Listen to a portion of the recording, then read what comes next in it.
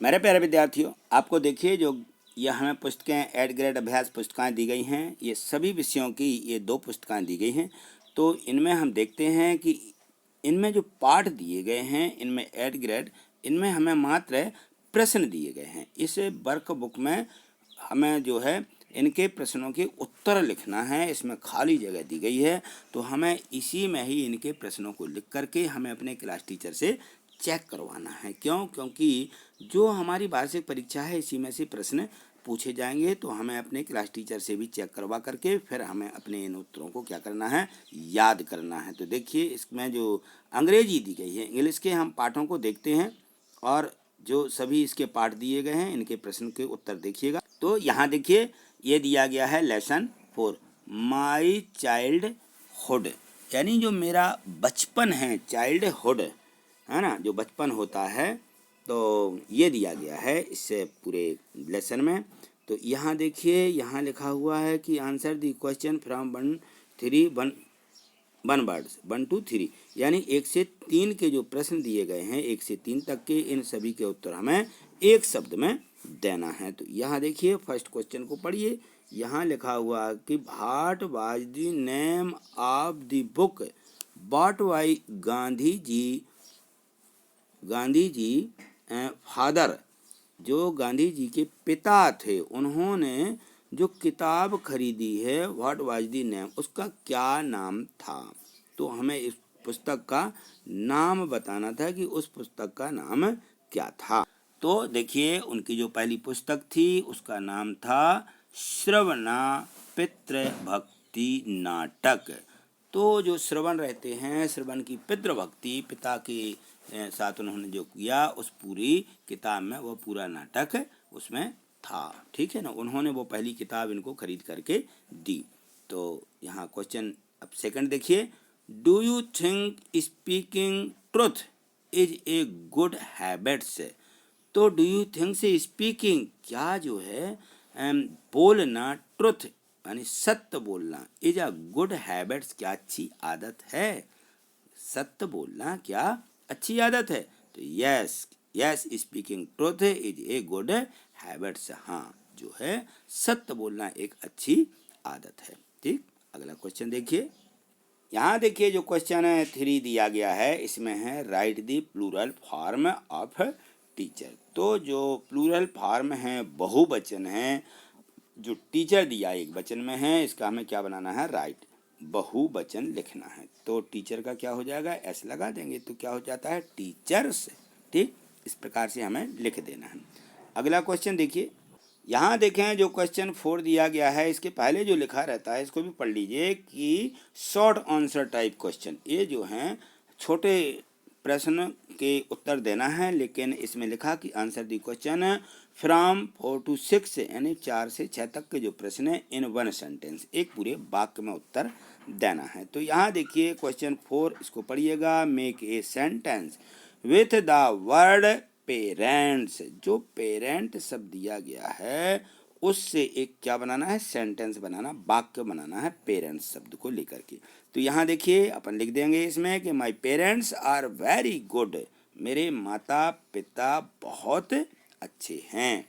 ठीक, इस प्रकार से हमें पेरेंट्स का ये सेंटेंस बना देना है। अगला क्वेश्चन देखिए।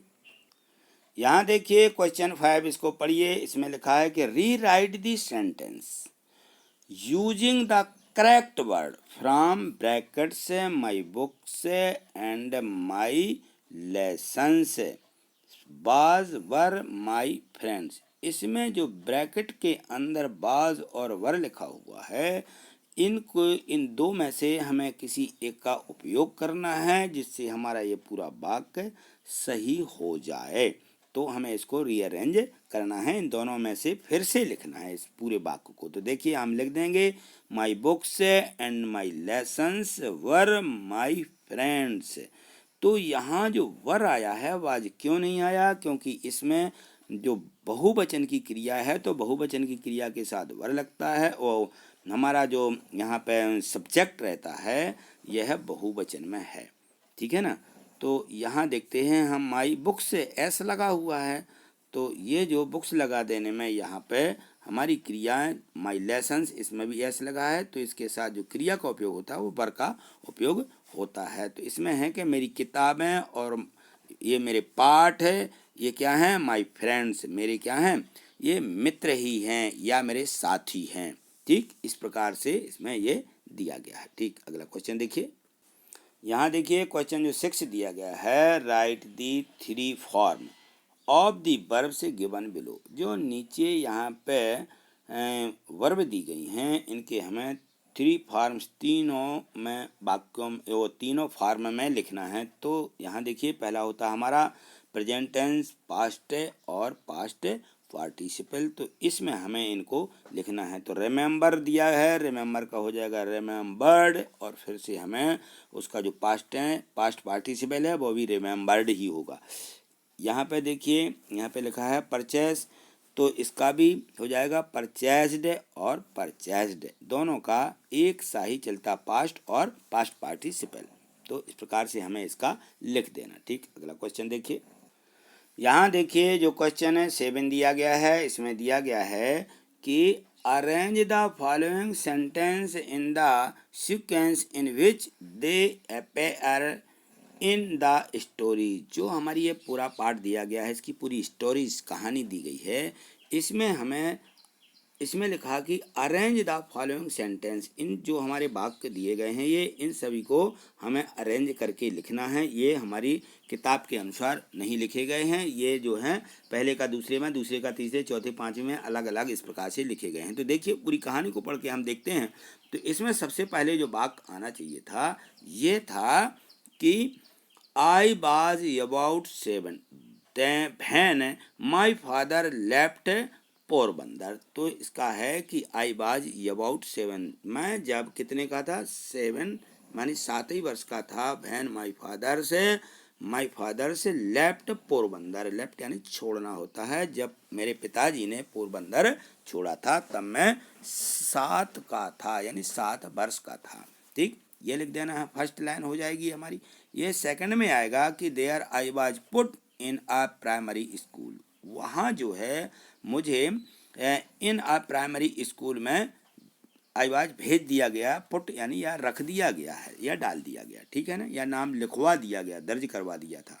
ठीक, यहाँ तीसरी लाइन देखिए, I do not remember having never told I lie, lie तो यहाँ ई लिख लीजिए, यहाँ ई नहीं लिखा गया है, lie, LIE, lie, during my school day.